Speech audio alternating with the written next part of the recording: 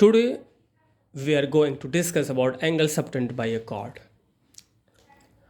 जो कि next topic है। ये थर्ड लेक्चर है सर्कल से रिलेटेड, जो कि बेसिक टॉपिक चल रहा है हमारा 9th स्टैंडर्ड का।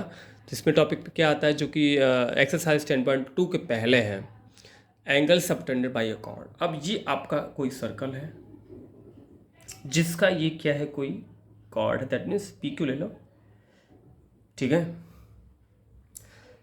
अब angle subtended by a chord, अब एंगल हमारा ये जो chord है हमारा, वो कहीं भी कोई ना कोई एंगल बना सकता है, ठीक है,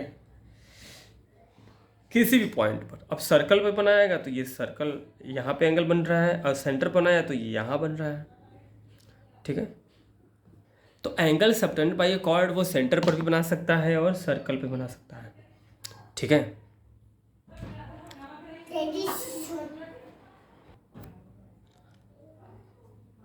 तो angle subtended by chord at a centre is called the angle subtended by a chord at the centre, ठीक है। अब हमारे पास एक थ्योरम है, we have a theorem for, what is the theorem?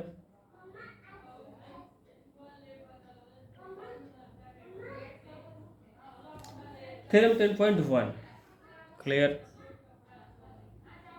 तो आज के डेट में हम लोग थ्योरम 10.1 के बारे में स्टडी करेंगे। Equal cord of a circle,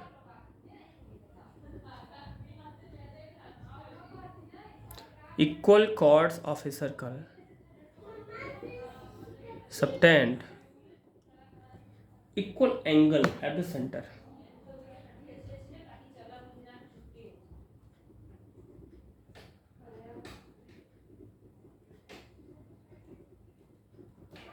okay.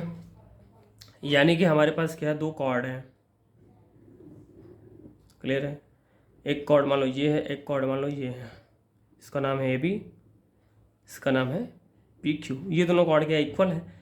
हमें ये प्रूफ करना है कि ये सेंटर ओ पर इक्वल एंगल बनाता है, यानी ये एंगल ए ओ बी और ये एंगल पी ओ क्यू को सेम रखना है, सेम हमें लाना है, मतलब ऐसा।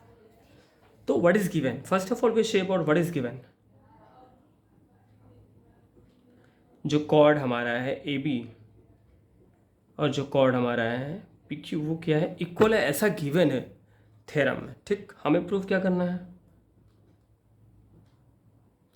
हमें ये प्रूफ करना है कि जो कॉर्ड है वो इक्वल एंगल बनाता है, कहाँ पे, सेंटर पर, that means angle A O B is equal to angle P O Q. ऐसा हमें क्या करना है, प्रूफ करना है, क्लियर है। इन दोनों को हमें प्रूफ करना है। So we apply the method of congruence of triangle, okay. इसमें हम लोग कॉन्ग्रुएंसी ऑफ ट्रायंगल का मेथड अप्लाई करेंगे, क्लियर है, जो कि आप चैप्टर 9 में पढ़ चुके थे। ट्रायंगल वाले में लिखा जाएगा in triangle P O Q, sorry in the triangle A O B and triangle P O Q, ठीक है, दोनों में लिया जाएगा, क्लियर है। तो यहाँ पर A B is equal to क्या है, पी क्यू है, जो कि पहले से गिवन है। अब कॉन्ग्रुएंसी के लिए हमें कोई तीन एलिमेंट बराबर दिखाना होता है, चाहे दो साइड एक एंगल, चाहे दो एंगल एक साइड, चाहे तीनों साइड, ठीक है। दूसरा ये क्या है कि इस ए ओ बी का ओ ए और पी ओ क्यू का ओ पी बराबर है, क्यों, O E is equal to O P, क्योंकि दोनों ही क्या है, रेडियस ही है हमारे, that means radii. O B is equal to O Q हम लोग कह सकते हैं, क्योंकि ये भी हमारा क्या है, रेडियाई ही है। अब सर्कल में जितने भी रेडियस बना लो, सारे रेडियस तो इक्वल ही होंगे ना। तो सर्कल में जितने भी रेडियस बनाओगे वो सारे के सारे रेडियस क्या होंगे, इक्वल ही जाएंगे, ओके, क्लियर है, ठीक है ना। तो ये तीन एलिमेंट बना, मिला हमें क्या, साइड का एंड अगेन साइड का। So we get three element side by side, therefore by side side side theorem. What we can prove that triangle AOB will be congruence triangle POQ, ठीक है। अब congruence हो गया, therefore by CPCT corresponding parts of congruent triangle. What is the full form of CPCT? Corresponding parts of the congruent triangle. Congruent triangle के corresponding parts। तो इस पर 6 element है, 6 के 6 बराबर हो जाएंगे, लेकिन हमको ये चाहिए खाली ए ओ बी और पी ओ से, दोनों करस्पॉन्डिंग ही हैं, दोनों सेंटर पर वाले एंगल हैं, तो करस्पॉन्डिंग हुए ना हमारे, therefore A O B is equal to angle P O Q. और यही हमें क्या करना था, प्रूफ करना था। तो इस तरह से ये थ्योरम क्या हुआ, प्रूव हो गया। क्लियर है? तो इसका मतलब कि अगर इक्वल कॉर्ड होगा तो सर्कल पे इक्वल एंगल बनाता है। इसका अपोजिट भी ऐसे ही होगा कि अगर कोई कॉर्ड है वो इक्वल एंगल बना रहा है तो वो कॉर्ड्स हमारा क्या होता है, इक्वल होता है। क्लियर है? चलो इसको भी देख लेते हैं हम लोग। थ्योरम 10.2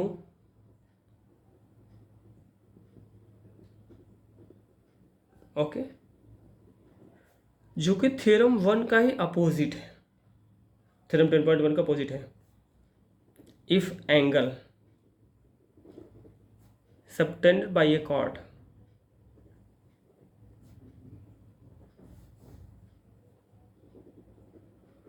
आर इक्वल, अगर एंगल हमारा क्या है, इक्वल है एट द सेंटर, ठीक है, देन कॉर्ड्स आर इक्वल।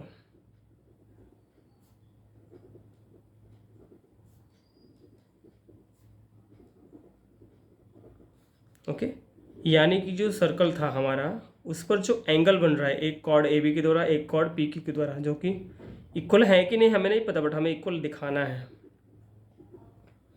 हमें ये पता है कि दोनों सेम एंगल बना रहे हैं, ये एंगल और ये एंगल क्या है, सेम है। यानी हमारा गिवन क्या है, यहाँ पे हमारा गिवन ये है कि angle A O B will be equal to angle P O Q. ये गिवन है, हमें लाना क्या है, दैट मीन्स टू प्रूव, हमें प्रूव ये करना है कि ए बी जो है कॉर्ड वो पी क्यू वाले कॉर्ड के इक्वल है। दैट मीन्स तो यहाँ भी हम लोग कॉन्ग्रुएंसी का ही प्रूफ करेंगे, कॉन्ग्रुएंसी का ही वो लेंगे पूरा। तो क्या लिखेंगे, in triangle A O B and triangle P O Q, first of all A O B is equal to angle P O Q. Clear है?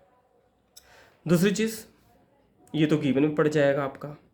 दूसरी चीज़, O A is equal to O P, यानी इस triangle का ओ ए और इस triangle का O P equal है। दैट मीन्स क्या है, सेम रेडियाई है। रीज़न क्या देंगे हम लोग, सेम रेडियाई। उस तरह O B is equal to O Q, यानी ए ओ बी का ओ बी और पी ओ क्यू का O Q. O B is equal to O Q, यहाँ भी क्या लिखेंगे हम लोग, सेम रेडियाई। तो angle side side, that means we can write by side angle side theorem. थोड़ा उसको ऑल्टरवाइज कर लेंगे तो अच्छा लगेगा, साइड एंगल साइड थ्योरम।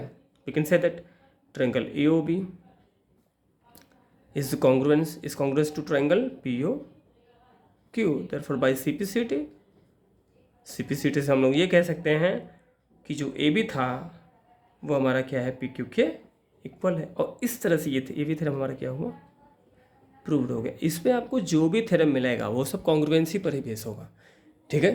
तो इस तरह से ये थ्योरम हमारा 10.2 जो कि अपोजिट था 10.1 का, ये प्रूव हुआ। अगले वीडियो में हम लोग 10.2 एक्सरसाइज करेंगे, उससे उसके आगे या दैट मीन्स 10.3 से रिलेटेड टॉपिक्स, बेसिक कॉन्सेप्ट को क्लियर करेंगे। ओके।